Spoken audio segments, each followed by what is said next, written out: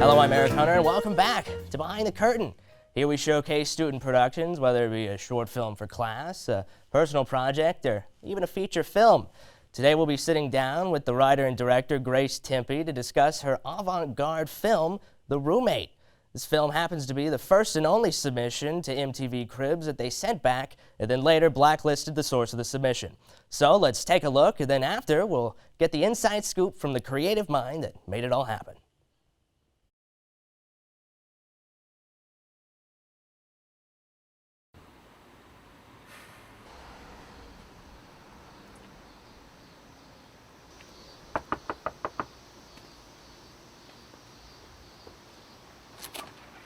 Hey, how are you? I'm good, how are you? Good. Is it okay that the camera's with me? I'm doing something for HGTV. Oh, for sure.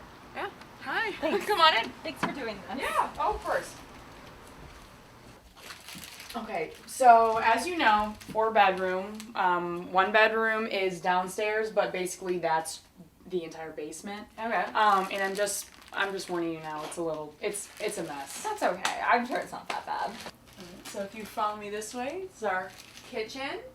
Wow. It's nice. Thank you. Sink, microwave.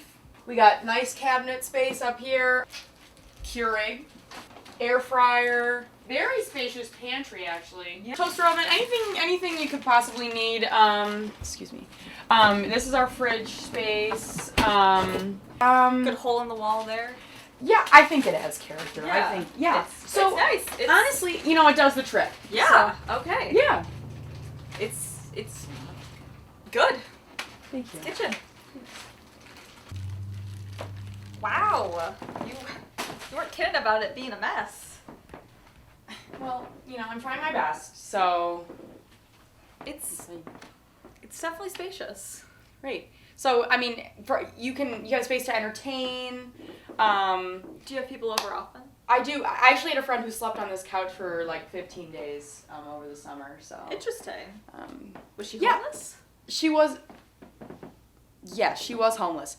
But that's the thing about this space is that you have room to take in people like that and. Like charity cases.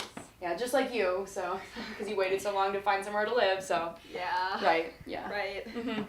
Cool. Yeah. But overall, it is a good space. So. Yeah. Yeah. Lots of newspapers, lots of reading material. Right. So- Are you a reader? No, actually, I don't know how. Okay. There's a balcony out there. That's nice. Yeah, I'm actually saving that for last. That's sort of the grand finale. All right. All right.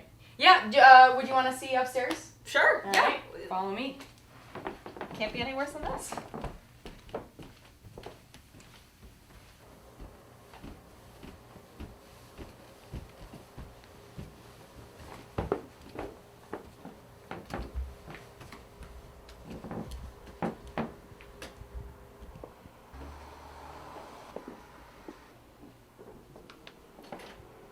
Right. So this is my room. I haven't had the chance to unpack yet, so it's a little bit messy, but I think that could be like a super fun group bonding project between us. Just so we could get, closer as roommates and everything. So, yeah. Okay. Watch your step. Erin, how do you live like this? This place is disgusting. Well, you have no room to talk. I'm the one opening up my home to you. I know, but I'd honestly rather live under a bridge than in this place. This is terrible. Go ahead. Fine. You get that? Yeah, MTV's gonna love this. Yeah. This could be my view for the next 3 years.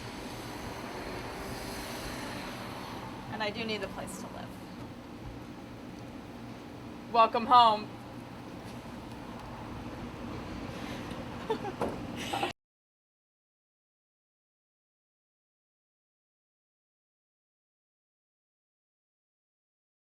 Welcome back. I'm here with Grace, writer and director of of what we just watched. And Grace, it's good to have you here. Yeah, thanks. I'm so honored. Awesome. Yeah, I've worked on the show for a while. First time I've been invited on. You have. Ordinarily, she's in the control room hitting buttons and whatnot, but now they're yeah. hitting buttons for her. So I like it out here more, yeah. yeah, Yeah, I love the spotlight. I understand that. So- It's warm under these. It's nice. It's, yeah, because I was going to like put my jacket on maybe. Yeah, But I don't have to. but it's just sweltering hot. The bright lights, yeah. Absolutely.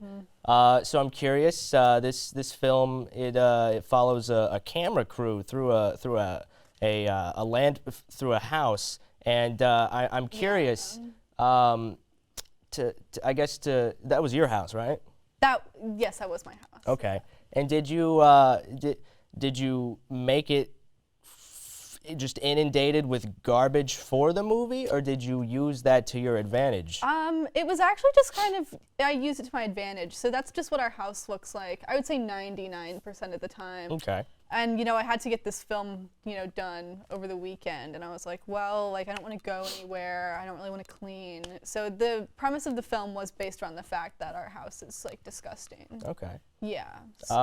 To quote the actress who played the girl with the camera crew, how do you live like this? Well, it honestly, like, you get used to it after a while. Like, Feel that? it seems really bad, but, like, that was my room that we used to Okay. shoot the bedroom. And that was just, like, how I lived for several weeks. Okay. Yeah. Impressive. Yeah, it's, like, kind of a cool thing to do. It can actually, like, teach you, like, discipline. Yeah. Yeah. Like boost So- your immune system, things of that nature. Well, I think I actually got sick from it. Oh, goodness. Yeah, I had a cold after that. I So- had a cold during the shoot, Oh. actually. Okay. Yeah.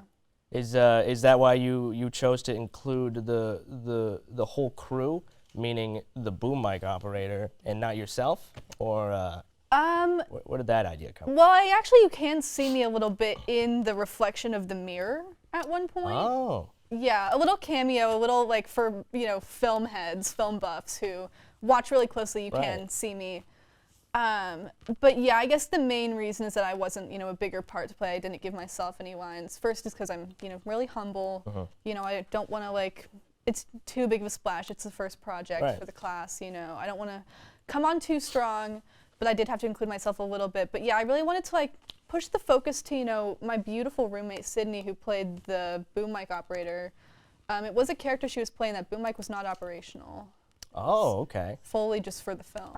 I was going to say props to her for continuing to get crisp audio even while getting crushed by the refrigerator door. But Yeah, well, we were just using the shotgun mic on the camera, so Okay. she didn't even have to worry about that. okay, well, Yeah. still props to her for Getting crushed, Getting crushed. yeah. So that's a tough thing to do. It is, yeah. We had to do that take several times because she did keep getting crushed. Oh goodness. Well, I hope she's well. She's not. Oh, it's unfortunate. Lost a toe.